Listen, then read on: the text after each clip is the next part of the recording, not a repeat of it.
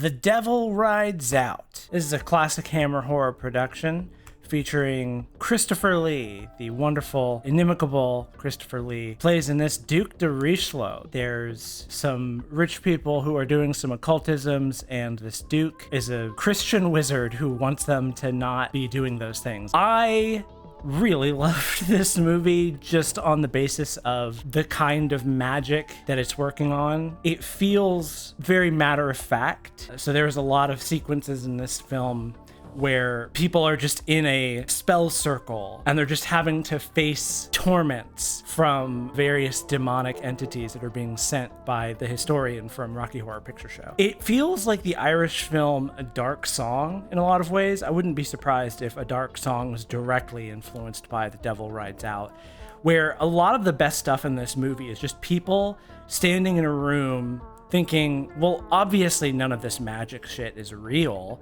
Nothing is actually happening here, and being tempted by things that feel like they're plausible, but are in fact the devil. On your feet quickly!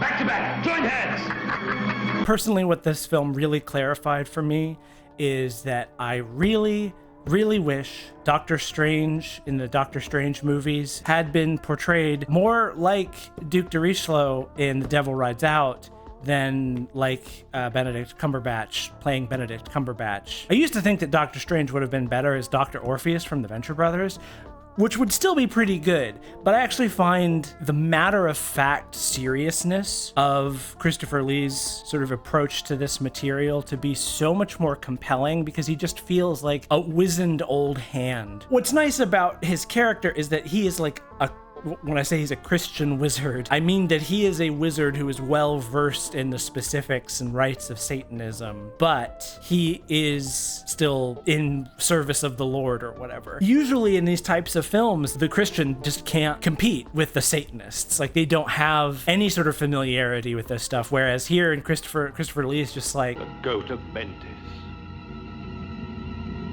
The devil himself. I would score this 4 out of 5 pumpkins. Why not? And now we're back into the realm of double features. So this night we did Dr. Jekyll and Sister Hyde and Halloween 3. So Dr. Jekyll and Sister Hyde is a movie about Dr. Jekyll, but instead of doing Dr. Jekyll and Mr. Hyde and like, ooh, I'm secretly a Hulk and I do murders and stuff. In this one, he invents HRT and becomes a woman. This is one of those movies where we watched the trailer for it and we were expecting it to be so transphobic. Our hopes for this were that it would be so transphobic that it would wrap back around to being based just really good. And it kind of did, honestly. I mean, really, it didn't even feel offensive. That's what was sort of shocking about it, is that this Jekyll figure sort of is searching for the elixir of life, and his medical experiments involve tissue from women because he believes that the fact that women have softer skin than men means that they have some sort of essential essence of youth in them. And then he finds a thing that he can cut out of the bodies of women to turn into a juice that does this to people. So he experiments on a fly and makes it into a lady fly. And everybody's like, ooh, I wonder what that could mean. And so, of course, he tests it on himself and he turns into a lady. This is the testament of Dr. Henry Jekyll. Male.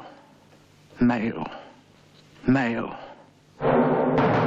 It's fantastic. He has such clear gender euphoria. It is a shockingly good representation of the first experience of feeling like you're seeing yourself as a woman in the mirror, and the sort of giddy joy that you feel when you're like, oh my God, that's me. Oh my God. And then the abject fucking terror and disgust and dysphoria that comes when you don't keep up with it for a couple of days and your hands are all hairy. And the horror of this film, like, it's not like becoming a woman makes Jekyll want to do more murders. Like, it's not like in the typical Jekyll Hyde story where Mr. Hyde is like Jack the Ripper. Of course, it's still positioned as sort of filling in the blanks of the Jack the Ripper mystery. But here, is pretty straightforwardly like Jekyll is doing it because he wants to see what happens. Like, he's doing it he's doing the murders supposedly for science, but it feels pretty clear that it's like, well, let's just see what it's like being a woman for one more day. Let's see if I can make it last a little bit longer this time. Hammer invites you to share the agony of a man whose body is possessed by a strange passion to murder and beyond. And he starts having dresses delivered to his house. They have like a split personality type of thing that builds up. But when Sister Hyde starts doing the killings, it's explicitly because Dr. Jekyll realizes that the cops are on to him. And so that means that they won't be looking for a woman. And so as a woman, he can go out and get away with the murders. It's not like a subconscious, unwilling thing where they're torturing. I mean, they are sort of torturing each other, or she's torturing him. There really isn't a conflict besides the fact that he feels this obligation to cis heteronormativity and finds himself disgusted at the euphoria that he feels when he is Sister Hyde. And she is her own personality. How is your brother? Brother? Dr. Jekyll? Oh, he hasn't been himself of late. Oh, I am sorry to hear that. Well... There is a clear sort of separation between the two, but it still feels like the confidence of transing your gender versus the fear of remaining still closeted because what if it turns out wrong? What if you can't be as pretty as you want yourself, you know? So the movie doesn't really have a conclusion. It doesn't know what to do with itself. Because by the end of the third act, it's like, well, obviously we can't have this guy just wander off and be a girl forever. And we can't just have him wind up with a girl and never become a girl again and be like, ooh, cishet life wins because he did literally do murders. So it kind of concludes on this wet note of him trying to escape the police and failing, and him and her sort of battling over control of his body until she lets go of a ledge that he's hanging off of and dies. Yeah, there's not much to the conclusion, really. I don't know what it adds up to, but it's a blast along the way. Like, the first thing that happens when he first takes the potion and becomes a girl and, like, wakes up in front of a mirror is, check out her awesome tits. And it's like such a mood. There's like, watch this entirely with trans women, and we were all like hooting and hollering going, yes, let's fucking go. Yeah, I think this movie is well worth your time. As far as British movies from the 70s go, this thing is not as transphobic as it could be. Like, it is way better than you expect it to be. I wouldn't even say that there really is, as far as I can remember. There's not really much that feels like the film is expressing a transphobic attitude. This is the sensuous Sister Hyde, the most evil man you'll ever meet. I don't know to what extent that's on purpose or an accident, but it works well for me. I give this one 3.4 pumpkins? No, 3.5 pumpkins out of 5. I do give it 4.5 trans women fucking pumpkins out of 5 because there is a trans woman in this and she does fuck. Minus 0.5 trans women fucking pumpkins because there isn't a pumpkin. Halloween 3, Season of the Witch. This is my first time seeing this movie, and I have been wanting to watch it for a while now. It is the redheaded stepchild of the Halloween family. I grew up in video stores seeing the cover for Season of the Witch and hearing about it as the weird bad one. The one that had nothing to do with Michael Myers and was just totally unrelated to Halloween, and everybody hated it and it didn't make any sense at all. So don't even bother watching it. Yeah, this movie rules. I actually think this is easily the best Halloween sequel, and I am including the David Gordon Green trilogy. Might be the best Halloween period. I feel like that's not fair because the original Halloween is a masterpiece, but it's a masterpiece because it did it first. It's one of those, like The Godfather, like whatever the last movie I said that about was, that it's one that you've seen even if you haven't seen it. Halloween 3 takes a completely different approach. Instead of being about serial killer doing killings on Halloween, it's about a happy Irish prankster who in his old age has taken advantage of some sort of Celtic magic by stealing literally a part of Stonehenge, which weighs like 16 tons, and you'll never believe how he did it. You wouldn't believe how we did it. He uses that Celtic magic to make masks that turn kids into bugs.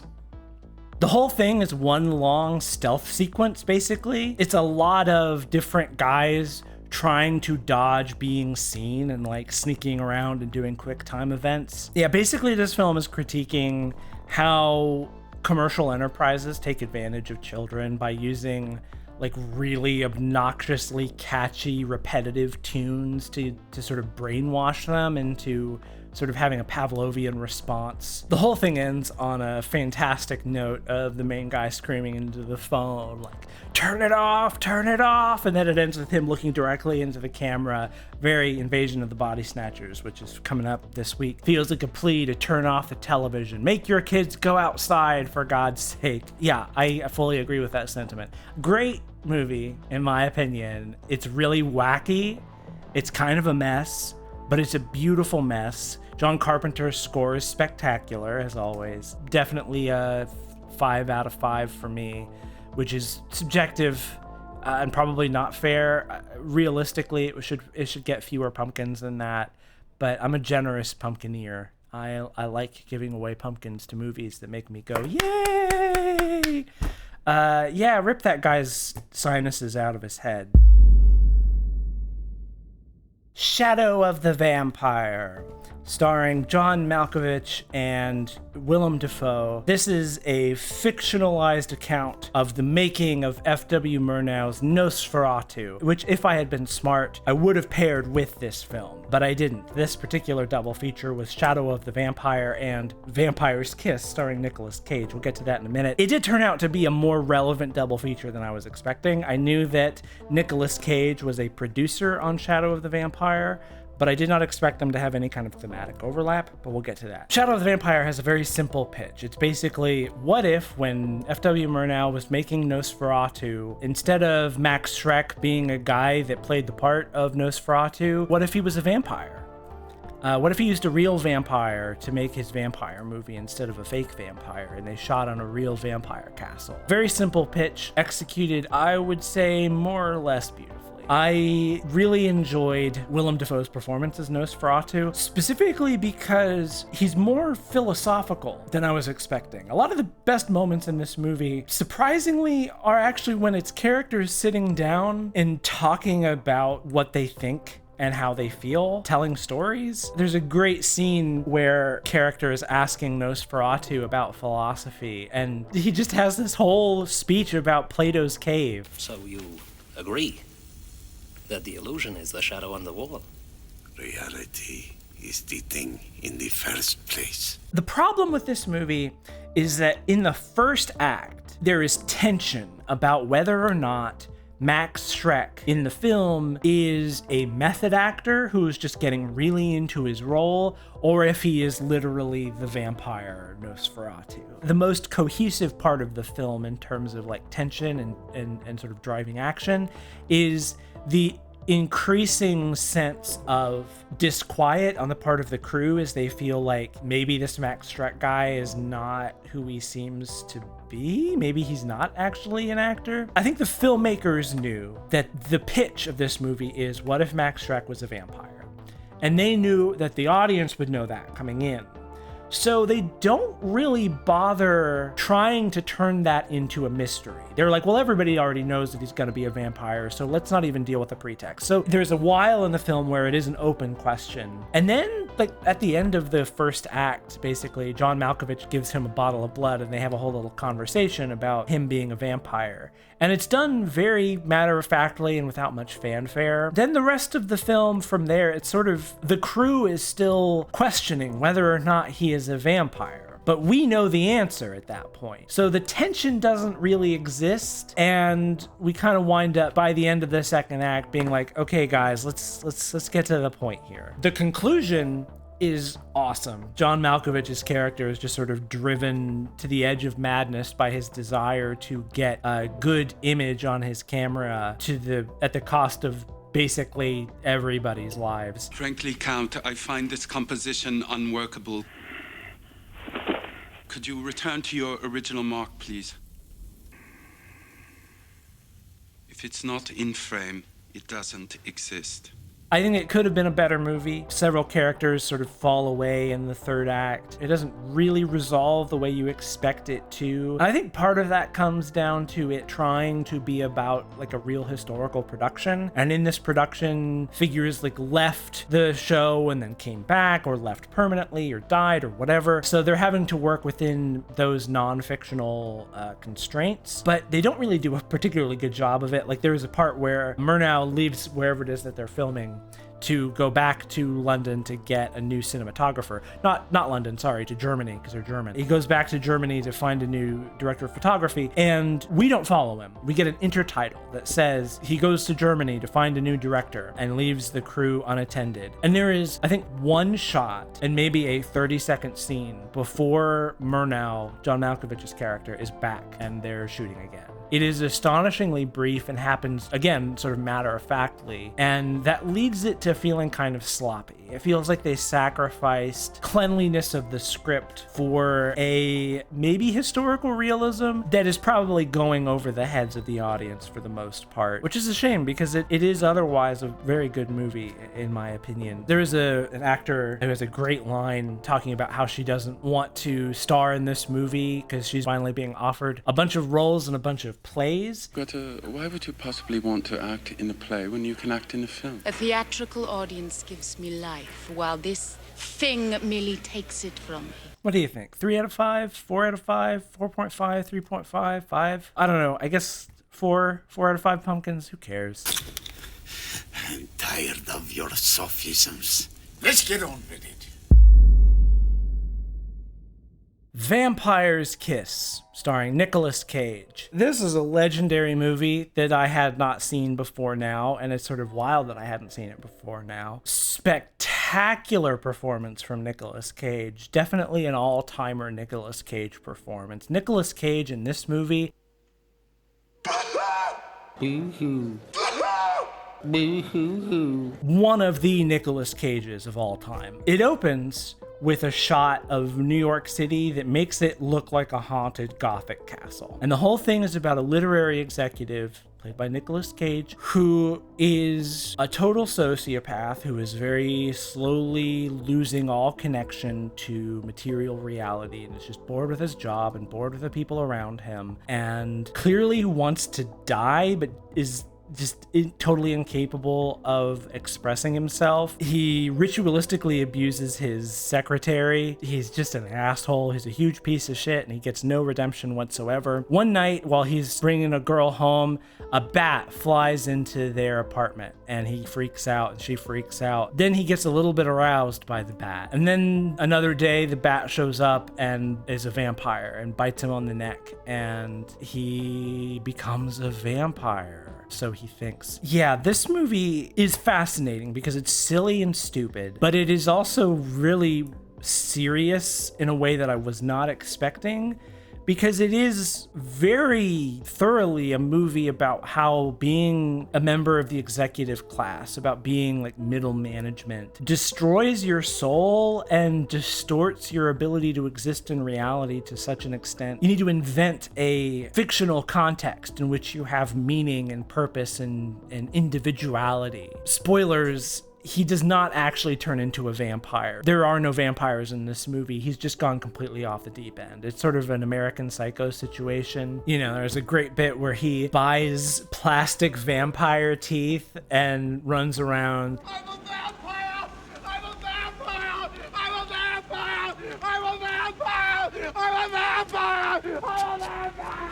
But for how silly it is also about this guy who like sexually assaults his secretary and how basically impossible it is to cancel a white man in power. His secretary pleadingly goes to various people in various positions of authority to get him to rein his behavior. And she goes to his brother, or she goes to her brother and asks for a gun. And he's like, come on, man, everybody's got shitty bosses. What makes it so special for you? At its core, there is this element of like, isn't it interesting that this film is very clearly portraying how easy it is for executives to be emotionally and sexually abusive to their women co-workers? Isn't it interesting that this is as clear-eyed portrayed here in the 90s as it is, and yet it took 20, 30 years before any of that started to be reckoned with in Hollywood in any meaningful way. I don't know how appropriate that aspect of the movie is. It feels like wildly mismatched with the silliness of Nicolas Cage's performance. He does have a Trump affect in this movie, which I thought was interesting. I wonder if that was intentional. Like overall, it was a pretty effective social parable. I don't know. One of those movies, it's like, hey, bosses suck. Executives are soulless freaks and they would do anything to feel like they're special. Being in management sucks your soul out of your body and leaves you totally incapable of relating to other human beings. And you turn to vampirism as the arch metaphor of being a member of the aristocracy, as a way of like, oh, I'm so dark and evil, I'm fucked up because I'm a vampire. Oh no, I have to drink the blood of the living to survive. Yeah, I don't know quite how to add that up to something that reflects reality, but it's interesting. There's some friction there. It's interesting. I would give this one 4 pumpkins. Yeah, 4 pumpkins. 4 out of 5. Why not? Häxan, silent film from the 20s about witchcraft. I knew of this movie. It's my first time watching it. It's a legendary silent film. Read about it many times. I've seen clips from it. Never watched it because I always assumed that what this movie was is, ooh, it's witches and aren't they very scary, and they dance with the devil and there's all sorts of devilish things that occur, and isn't that spooky and fucked up? Nope, that's not what it is at all. This is sort of like a pseudo-documentary proto-video essay about the history of medieval witchcraft, specifically how people were treated, what the social function of witchcraft as something that you could accuse another person of being or doing. I say it's like a proto-video essay because the intertitles often have direct address, where it says like, I found this in my studies and I want to show you this thing. That is immediately so much more interesting than I was expecting. And each reel functions as a part in this story and it sort of changes perspectives. So at times it is being sort of a documentary about, here are all of these medieval depictions of witchcraft. Here is a fictionalized account of the kinds of things that witches would do. Here is the trial and torture of a witch. This movie's awesome. This movie's fantastic. It doesn't feel like what you think a silent film would feel like. So there's the famous sort of hell bacchanalia sequence where a woman who has been accused of being a witch has been tortured and finally relents and tells them what they want to hear, relates the wedding of a witch, basically. Or I can't remember exactly what it is, but it is a feast of the witches with the devil and all of the horrible things that they do to please the devil and show their devotion to him. So they have to jump on a cross and they have to kiss the devil's ass. There's even a shot of the devil holding up a baby that's bleeding out into a cauldron. All the prosthetics and special effects are spectacular, unbelievably good. I didn't know what to do with it. It was so cool. I was just shocked. It just ramps up in intensity in terms of like the wild stuff that's going on in this movie, or in this sequence. And then it reaches the end and it just cuts to all of the Inquisition guys just staring dumbly at the witch. It is like a perfect reaction shot of like exactly what we feel in this moment. It's just like slack-jawed, like, really? Hilarious moment. But the thing is, all of the witchcraft as depicted in this film is taken from the perspective of these are women who are being tortured into saying what these guys want to hear. And by the end of the film, it circles back around into, so here's the thing about witches, is that the people who tend to be accused of witches were old, disabled, poor women. Today, we pride ourselves on not being horrible and not burning witches at the stake or whatever. Instead, what we do in 1922 is institutionalize women and call them mad. And when they express things that we don't understand, we threaten to lock them up in jail or institutionalize them, take them away from their families to protect themselves from society. And it hammers this home by having all of the actors from prior parts of the movie portray similar roles in the modern context. So now you have the friar inquisitor guy playing the role of a small business tyrant who gets to very humbly decide not to report a woman for trying to steal a ring from him because he takes pity on her, and it's like, okay, I won't have you institutionalized, all right. Yeah, ultimately the message of this movie is beware of the fact that science often provides cover for the same old superstitions that we've always had, and that our treatment of the poor and the disabled and the old has never really changed because we just don't know what to do with them, and we will find labels and diagnoses that give us an excuse to eradicate them rather than confront our obligation to provide circumstances in which they can survive. Great movie, 5 out of 5. Fantastic proto special effects, great performances. Formally speaking, way, way, way ahead of its time.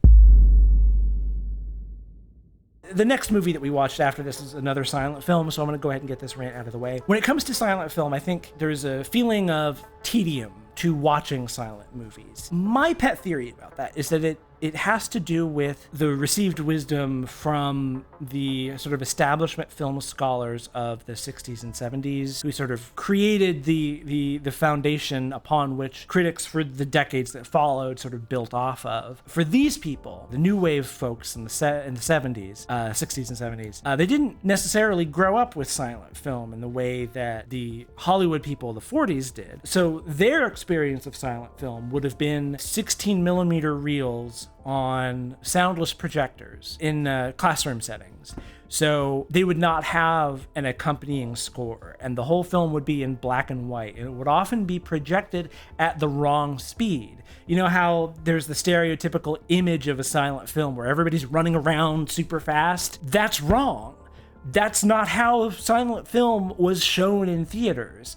Silent film was shot at 12 frames per second, and in modern times, it's projected back at 24 frames per second. So it looks like it is sped up with characters running around unnaturally fast, but that's not, it was projected at 12 frames a second at the time. It looked like people walking around at normal speed. That's just a historical artifact of how silent film was preserved, by which I mean it wasn't preserved, except for in like France and maybe Sweden and a few other places. Silent film was not really respected, and so a lot of stuff is just totally lost to history. So everything about the stereotypes about silent film are sort of just total misnomers. The fact that it's silent, first of all. Pretty much every silent film that was shipped out to screens across the country and across the world came with a score, and theaters would employ somebody who was was it an auto organ? I can't remember what it's called, but they would have like an organ that has a bunch of different sort of sounds and instruments that can fill in a lot of things. So one person can create kind of an orchestral affect. Sometimes there might be like an actual symphony that's playing a whole entire score for the film. But just generally speaking, silent films were not experienced silently. They had a score. And of course, they're watching them with a crowd of people reacting in the way that people do when they're at a theater watching a movie. The fact that it's black and white, it's actually pretty common for silent films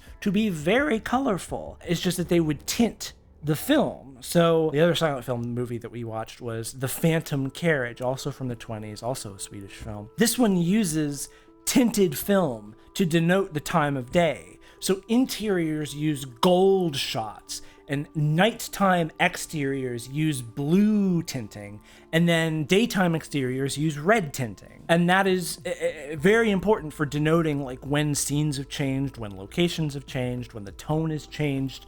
Totally lost to like a film scholar watching a 16mm reel that probably hasn't been replaced in 40 years, so it's scratched to hell, it looks like ass, there is no score, and it is entirely in black and white. The other thing with Phantom Carriage, the score for this one is very clearly composed along with the film. I don't know if it was the score that was originally intended or if it was a recreated one. A lot of the materials for silent films in terms of like accompanying, they often came with books. A lot of that stuff is lost. So I don't know if this was the score that was intended or if this is a recreation or what. But it was very clearly designed alongside the film, and that does a lot to tell you when we're shifting into a new mode, a new tone, a new zone. All of these things make The Phantom Carriage a shockingly watchable movie for a silent film. I must admit, I put both of these movies on because we haven't done enough silent horror, and I haven't watched enough of it myself. I am a silent film enthusiast, and yet I also feel the sort of knee-jerk tedium of like, oh, well, I don't know if I really want to watch a silent film. So I put both of these in there intentionally because it's like, no, I'm going to do it. We're going to do it. We're going to watch some fucking silent movies. Even with that, I still was like, not really looking forward to watching them. I sort of had this dread looking at these 2 days on the calendar and thinking like, oh, these are going to be so annoying because they're both like an hour and 40 minutes. Oh, that's so long for a silent movie. And then you watch it and it's just a good movie. So The Phantom Carriage, the way that I would describe it is, what if The Shining was a Christmas Carol? So basically, there's a Salvation Army nurse who's dying of tuberculosis, and at the same time, there's a drunkard in a graveyard. The girl who's dying asks for him to be sent for, and he is like, nah, I don't care about her, who gives a shit? And the other guys that he's with are so frustrated by this that they break a bottle over his head and it kills him. That's when the Phantom Carriage shows up. So in the world of this film, death drives a carriage around the world and picks up the dead, and whoever dies at the stroke of midnight on New Year's Eve is cursed to drive to take charge of the Phantom Carriage for a full year. They must become death for a full calendar year. There's also a note that like every day is like 100 years for death because, you know, they have to get all the dead bodies. So don't think you're getting out so easy that you only have to do it for a year. Subjectively, it's much longer. This guy, David Holm, dies in the Phantom Carriage, and Death approaches him, and Death turns out to be a guy that he knew, and this guy like turned him towards drink. And so the rest of the film is sort of a series of vignettes that are like flashbacks where Death is like, do you remember when you did this or you did that? So it has sort of a Christmas Carol structure where it's filling in the blanks. It's doing these flashbacks to different parts of his life and showing the bad choices that he made, that he was an alcoholic and abusive to his wife, just sort of a piece of shit every chance he got. The big thing is that David Holm is really not very redeemable. He really is just like a huge asshole. Although it's funny, there's a lot in this movie that sort of is a moral of like, you caused this. Your brother murdered somebody, but that's your fault because you're the one who corrupted him. He would never have done this if you hadn't taken to drink. And so much of this film is about not the things that David Holm himself does wrong, although there are some of those, but rather how his presence corrupts other people and how his refusal to be better than a drunkard affects other people and changes the course of other people's lives for the worse. And this really comes to a head, I think in Reel 4 or Reel 5, where he comes back, finds his old wife and kids, and decides to just be a huge asshole to them, to the point where the wife locks him in the bathroom and tries to get the kids dressed so she can take them and run away. And the husband, in a fit of rage, grabs an axe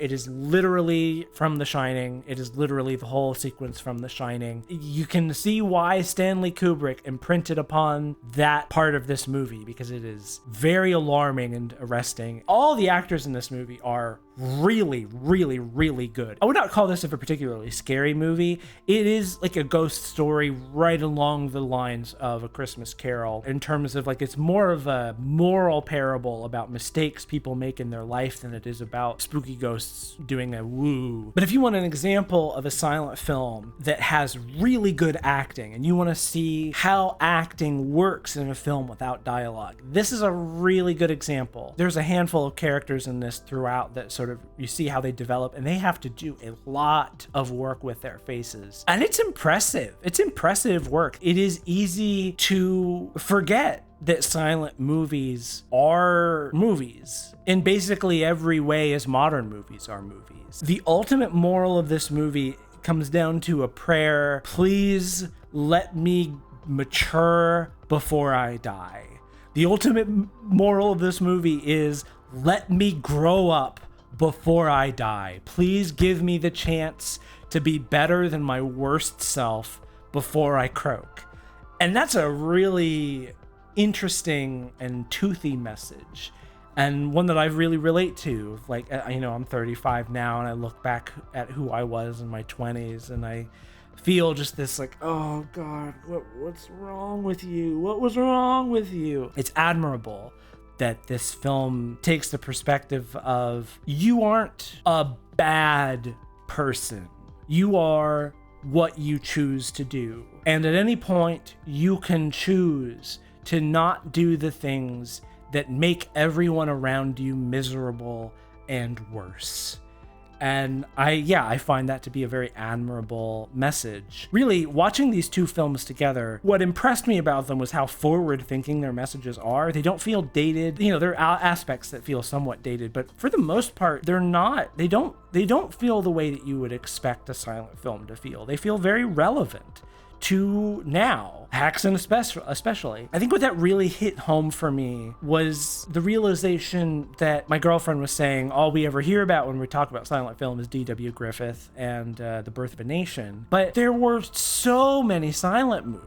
And, you know, it's easy to forget because so many of them are lost, not preserved, or preserved very poorly, only in fragments. But there were so many silent films from so many different kinds of people, so many diverse people. A lot of women worked in silent movies. And their work runs the gamut of political messaging and social messaging and the types of stories and level of experimentation. It is a very wide field of art that is not as old as you expect it to feel. It is just as diverse in ideas and approaches as any art is today and at any other point in history. It's not like film for some reason is this outlier. You look at the sort of daisy chain of art movements that is sort of modernism in general, and the developments that have happened over the course of centuries, and it's always so like electric at each stage. It's not as though film is somehow immune to that. Oh, it's all stuffy silent movies the entire time. No, these movies are electric too. They are just as imbued with life as any other form of art that was committed to the medium with passion and earnest commitment. Yeah, I guess I give both Häxan and Phantom Carriage 5 pumpkins out of 5 because I feel enriched for having watched them. Häxan probably more than the Phantom Carriage. I would give Häxan more 5 out of 5 pumpkins than I would give the Phantom Carriage. I would give Häxan 5 pumpkins out of 5, and I would give the Phantom Carriage 3.5 5 pumpkins out of 5. 4. I'll give it 4. The Gate, 1980s. This is a children's film, a movie for kids about Glenn and Terry, two young boys, all-American young boys in the suburbs, who encounter a hole in the ground that has some stuff in it that opens up a portal to another dimension. Some demons get in and, well, they do demon things. This is a movie for kids from the 80s where the kids call each other slurs multiple times. You can't do that today. You couldn't do that today at all because of woke. This movie scared the shit out of me when I was a child. I don't remember seeing much of any of it besides getting images of the hole and the weird creatures that were crawling out of it and the way that they moved around in your home. I must have been like 7, 8 years old when I saw this, and that's all that I remembered, and it gave me nightmares, and I didn't know what movie it was from. I just thought it was something that I had like hallucinated or something for the longest time until we watched the trailer for this movie, and I was like, wait a minute. Is this that movie that gave me nightmares? Is that where those nightmares came from when I was a child? I really enjoyed the heck out of this movie. Great effects, really fun character dynamics. I love Terry. He's the guy in the chair that you would get in like a modern horror film. The beautiful Aryan het couple have moved into a spooky new house and they're suddenly surprised by all the spookiness. What happened? We need to call a specialist. And then they call the specialist and he's like, yeah, flipping through his books and looking on Wikipedia and being like, I see, yes, you have a bagul problem. Terry in this movie is the equivalent of that, except he's just a kid who happens to have a metal album that includes the ritual for getting rid of the demons. See, these guys knew. They wrote their own music, but they got their lyrics from this thing called the Dark Book.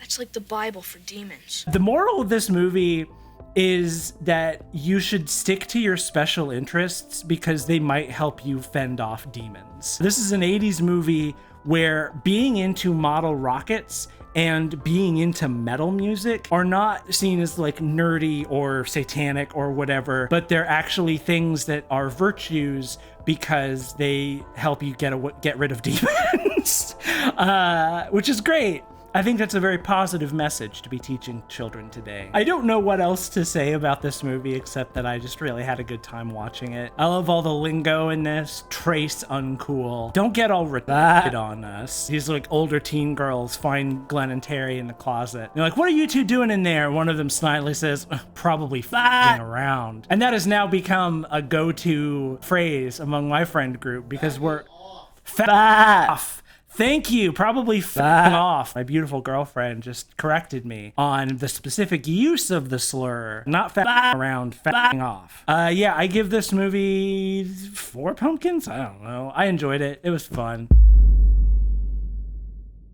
Invasion of the Body Snatchers, 1978. I had never seen this movie, but of course I had seen the clip that everybody had played. I assumed for the longest time that this was a British movie, because everybody in it looks like they're British, and it's shot like a British movie, but no, it's an American movie. This is just a really solid, slow burn horror about people just sort of changing in front of your eyes. I don't know how much I have to say about this movie by itself right now, because a lot of things have been said about this movie. It's Invasion of the Body Snatchers. Even if you haven't seen any of these movies, through cultural osmosis, you probably know what the deal is. There are body snatchers. Some aliens show up. They take the form of plants, and the plants grow into pods. When the person falls asleep, the pod clones them and takes all of their memories, and the new person emerges, looks exactly the same, but behaves differently. Oh, yeah, then it's just sort of a story about what it's like to realize you don't know anybody that you thought you knew. The main guy, he calls the cops so many times to try to get them to help. He works for the health department. He has this sort of unerring faith in institutions. He is extremely disturbed by the fact that the very first place that the body snatchers infiltrate and capture is like the cops and the government and all the emergency response systems. It is a story about a guy who has very unwarranted faith in authority, given a dangerous wake-up call about the fact that you cannot rely on cops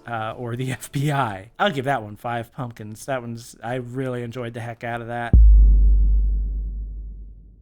Crumbs, directed by Miguel Alonso, director of Jesus Shows You the Way to the Highway. I don't know if it's necessarily a good movie, but I liked it enough to get it on disc. Crumbs is a very different film. It's a sort of post-apocalypse story. It's a sort of a sword and sorcery film from a very different perspective. The main guy has a pendant that he loses at the beginning, and they make a big to-do about it, and then the pendant shows up at this reseller guy, and he shows it, and it's just a Teenage Mutant Ninja Turtle. He does a little lore dump about what the Teenage Mutant Ninja Turtle represented to culture before the apocalypse. የሳሙራይ አሻንጉሊት በሶስተኛው ክፍለ ዘመን የተሰራ የሞጋሊን ጦረኞች የሚለብሱት የመልካም ዕድል ክታብ ነው። ከፋብሪካ ጎማ ቅርጽ ወጥቶለት በአክሪሊክ ቀለም የተሰራ ነው። ይህ እኮ ክታብ እድሜው ከአፖክሊፕስ ወይም ከምጽአት በፊት ይመስለኛል። It's got a bit of a District 9 thing going where there is a ship that is hovering in the sky. The ship has not moved in years. There are people working on it, so it seems like it's going to go soon. So the main guy is going on a trek across the wasteland to find Santa Claus so that he can get a place for him and his wife on the ship so that they can return to their home world so that their son can be crowned King of Space. I don't really want to say much more about it than that. This movie's only 70 minutes long. You should watch it. You should watch it and Jesus Shows You the Way to the Highway. They're both very strange movies in their own ways. I think Crumbs is probably a better entry point than Highway because it is a much more traditionally understandable movie. This is like, what if Brandon Cronenberg's Possessor was even more psychotic and unhinged and was directed by Tim and Eric? It's really something. Crumbs is a little bit more down to earth, which if my description of the film tells you anything, it suggests that down to earth for this particular director is still pretty far up there. I would highly recommend both of these movies. Crumbs definitely was a lot of fun. The titular Crumbs, of course, being the detritus of the American empire and its cultural hegemony and the centuries after its inevitable dissolution. 4 pumpkins. 4 of them. Timekeepers of Eternity.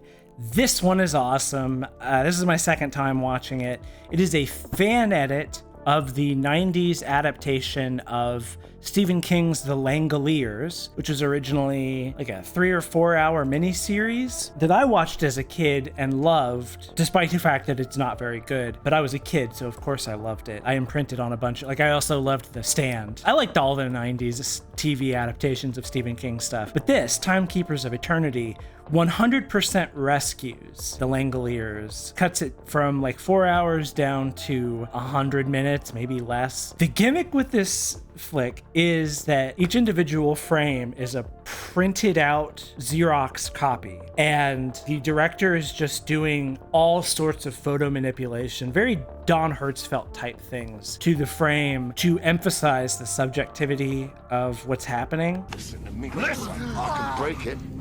Easiest thing in the world, trust me. I said I could break it. Do you understand? Signify it, do you understand? I haven't got time to discuss your business appointments, Ben. You will sit down in your seat, strap your seatbelt firmly around your middle, and keep your mouth shut. Do you understand? Please favor me with a thumbs up if you understand. Jolly good.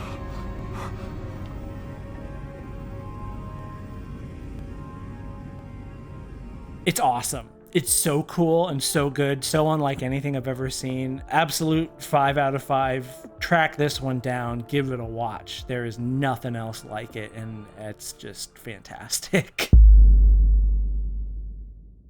Aniara, Swedish film adapting an epic science fiction poem from the 50s about a colony ship that was on its way from Earth to Mars that encounters an unexpected bit of debris, and its fuel is damaged, so it has to eject the fuel, and then it is sent careening off into space without the ability to change its trajectory. So this entire colony ship with like thousands of people on it is just sort of set drifting out into space with no hope of rescue. And it just follows them for a very long time. The way that I would describe this film in short is, what if there was a version of Solaris that made you actually want to kill yourself? No, that's a bit extreme. Not that extreme. It's pretty extreme. It's not that extreme. It's this movie, it plays out in phases. The event happens and the captain is like, well, you know, we'll be able to turn around once we get near an astral body, and we can use its gravity to slingshot us around and head us back home. And everyone's like, oh, well, that's nice. And then an astronomer that's on the ship is like, well, that's bullshit, because there's not going to be another astronomical body for millions of years. What the hell are you talking about? This is a film that's about escapism and the search for meaning and our deep-seated refusal to countenance the enormity of our worthlessness and meaninglessness in the face of infinity. There's some lesbians, and good things happen to the lesbians. It's really sad. It's a sad movie because it goes, here's a few months after the event, here's some years after the event, here's some more years after the event. It just sort of shows how things develop over time as these people are sort of forced to just exist in their little colony ship. It shows the rise of cults. There's some orgies that happen. Ultimately, it is just sort of trying to point out that like this is a microcosm of Earth in the sense that on a large enough scale, we're all just stranded on a ship moving through space. But the big difference is when you try to leave Earth to go to another planet, the ship that you're on, it might be, you know, if you've got thousands of people, it might be a microcosm of Earth with all its amenities and stuff. But you can't go anywhere else. And you can't find other people that aren't the people that are on the ship. They have a sort of AI thing on the ship where it's called Mima, and it lets people sort of escape from their anxieties, and it fills their head with peaceful images. It's meant for journeys that are only for a few days long, that are very standard, and it's like, oh, just come in here and chill out and feel good and then, you know, leave. But it gets overwhelmed by the sheer quantity of human suffering that as soon as this event happens, everybody's just like, please let me in here. I need to not be thinking about this right now. It becomes so much that Mima kills itself. So that's the sort of movie we're talking about here. I wrote a Letterboxd review. I won't relitigate it here, but I couldn't help but imagine like a better version of it that is like a 6 to 8 episode long mini series where each episode sort of takes place within a certain span of time, and we really get to see like each individual area of the ship and see how it develops over time. So we're sort of stuck with just a handful of people. We don't really see outside of their realm. I really want to see like how do the cooks grow over time, how do the engine people, you know, how do the captain, you know, all the different areas, and just see the class relationships and dynamics and how they develop over time. As I was going through that thought process, I realized that what I wanted was a sci-fi version of the AMC miniseries The Terror, which is great, actually. I was not expecting The Terror to be as good as it was, but it's actually pretty incredible. It is also extremely bleak and will probably make you want to die. But I highly recommend it if you are like me, somebody who craves any sort of experience in cinema, just anything that makes you feel something. Aniara, I would give 4.5. 4.5 pumpkins. Why not? Paradise. This movie fucks. This movie fucks so hard. So this is another fan edit. This is a fan edit of Prometheus and Alien Covenant that is focused just on Michael Fassbender's character, David. Somebody put this on the list and not very many people voted for it, but I pushed for it, having not seen it and only just sort of read the concept, because I have always felt that Prometheus is one of those movies. It's fascinating and it's timeless because it is almost a really great movie, but the worst parts of that movie are so bad and so dumb that it drags down like everything else. I would say basically the same thing of Alien Covenant, although I don't think that it is at its best quite as good as Prometheus is at its best. These movies are compelling because they evoke a much better movie than the movies that exist. And when the movie is over and you've had, you know, some days have passed and you've forgotten all the bad parts, you look back and you're like, God, there was some good stuff in Prometheus though, man. David was really good. Fassbender put in a really great performance. So the idea of a edit that just cuts out all the stuff that sucks and tries to cobble together a sane narrative out of those two, instantly a lot of promise in that concept. And I am extremely happy to report that it is unambiguously very successful. The way that this film works is that it intercuts the two. So it opens actually with the opening of Alien Covenant, the conversation between Peter Weyland and David after David has been like woken up or whatever. And they cut to that conversation a handful of times over the course of the film. But then it jumps to David on the Prometheus, just sort of walking around, taking care of people that are sleeping, sort of just, you know, the whole sort of waking up sequence, removing all the stuff the engineer on Earth, drinking the thing and dissolving into the water and all the stuff in the cave and everything else. And it gets to that point, and then it cuts to Fassbender's other version, the American accented David, Walter, on the Covenant, doing basically the same thing. And so it just sort of like cuts back and forth between these 10 years separated sequences. And at first I was like, I don't know if I feel this. But fairly quickly, it hits on a really profound similarity in their plot lines. And from that point on, the parallels that this edit draws out of the two films are so shockingly good. I haven't been able to stop thinking about this movie. It's so good. It rescues the material beyond any reasonable measure. It draws out all of the best ideas of these two films and makes them feel so coherent. There are a handful of places where you can feel the absence of plot lines, like so much stuff from both films is cut. A lot of stuff with the other characters is removed. And so, you know, the middle acts especially are truncated, and you feel it when suddenly things have turned around and we're like, oh, well, half the characters are dead now. That's sort of weird. But there's only so much you can do. This is a fan edit. You know, we're grading on a curve here. For what it is, though, we watched it with several people who had not seen either film or had only seen one film. Everybody thought it was great. Everybody was fucking into it and got it. What's really awesome about this flick is that it reveals so much of what could have been. It manages to recontextualize the entire Alien franchise in a pretty profound way. You know, up till now, we've had this idea of Alien happened, and Weyland-Yutani became aware of the alien. And from that point on, they are just desperately trying to find the alien. Or maybe they even knew about it before. It's been a while since I watched the original Alien, actually. I think that might be the case that Weyland already knew about the alien even at that point, which makes a lot of sense and fits perfectly with this.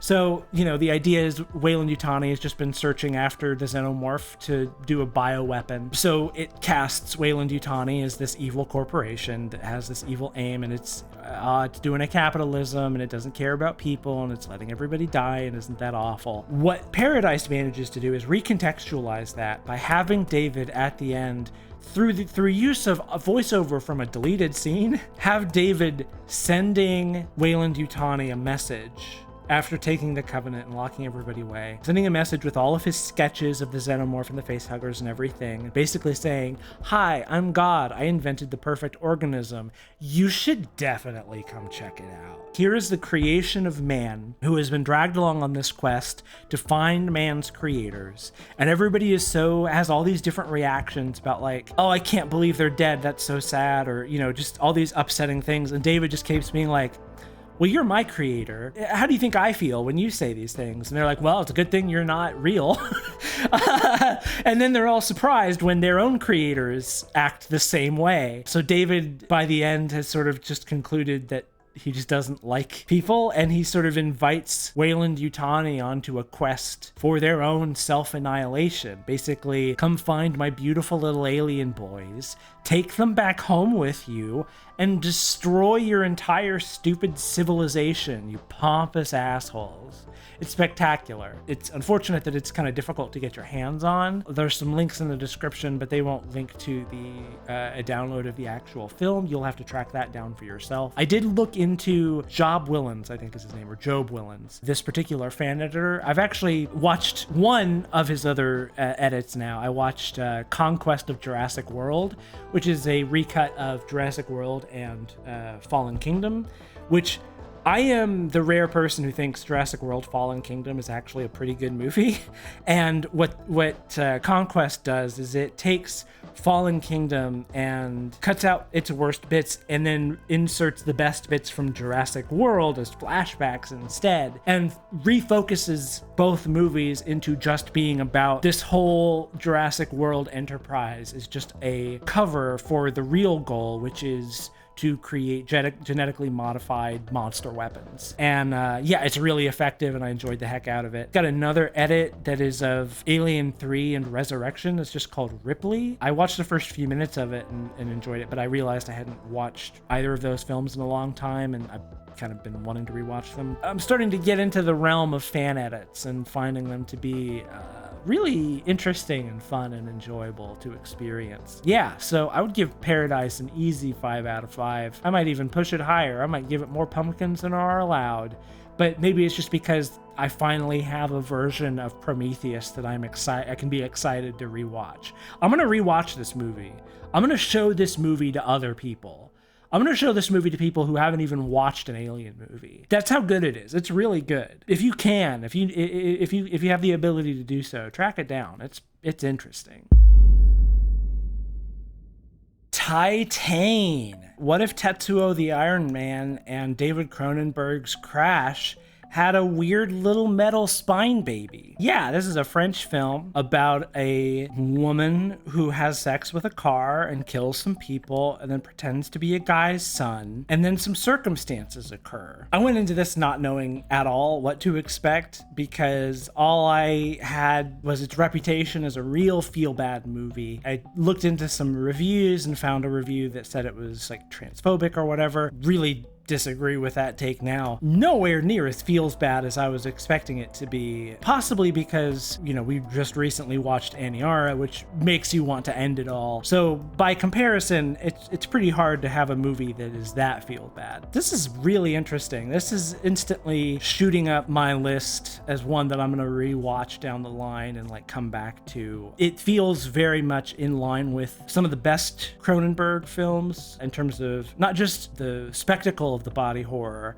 but what the body horror represents and how it functions, in that it is a lot more symbolic in many respects and defies a straightforward reading. It's a film about a woman who pretends to be a boy who is implied to have been maybe a closeted trans woman. So the gender of this is just all over the place. Weirdly, it sort of reminded me of Ty West's Maxine. Maybe it's just because of the car fucking. Ty West's X trilogy. I like the first two okay. I thought Maxine was kind of nothing. I didn't hate it the way a lot of people hated it. I just felt like it sort of didn't exist, really. For whatever reason, this movie kept reminding me of those three films. And I think it kind of does some stuff that I wish that those three films had done. It's got lesbian sex, it's got lesbian murder, it's got regular murder, it's got incest play, it's got a little bit of something for everybody. A lot of the best movies, a lot of movies that I really like, I'll watch them, and when I come out, I'm like,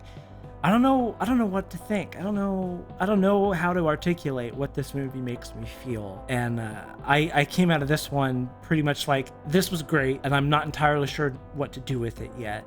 So I'm still in the process of unpacking this one and like feeling out exactly where I land on it. But that's a great place to be with the movie. I really like when I come out of something and feel like it had a lot going on that I didn't quite grok at the start, and now I want to go back and revisit it and see what it's doing. That to me is kind of what it's all about. I love finding movies that invite you to look into them more deeply. It feels of a piece with Cronenberg in that respect. Like, you know how there's a movie that is Lynchian, that it's just sort of like, oh, it's weird, and it doesn't actually have any of the poetry that makes Lynch good. There's like something that is Lynchian, that is something that evokes Lynch in the mind of somebody, and then there is Lynchian that actually gets Lynch and is sort of weird and off-putting in all the right ways. It's a similar thing with Cronenberg, where there is like body horror that is just trying to do what Cronenberg does on a very surface level, just sort of reaching for, ooh, look at these like gross, weird, distorted images, things that we can do to the body. Isn't that messed up? And it's like, well, yeah, it's messed up, but what is it about? It is the about part that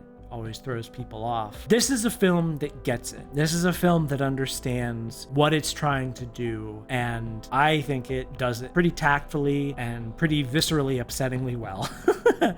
I enjoyed Titane. I would give it 5. I'll give it 5. Why not? 5 pumpkins out of 5. Watch this one with the whole family. See what happens. Watch this one with the whole family. Don't tell them a damn thing. Let me know in the comments what they thought. Did you get kicked out? Will they not talk to you anymore? Do you have any scars as a result? I want to know. I want to hear. Let me know.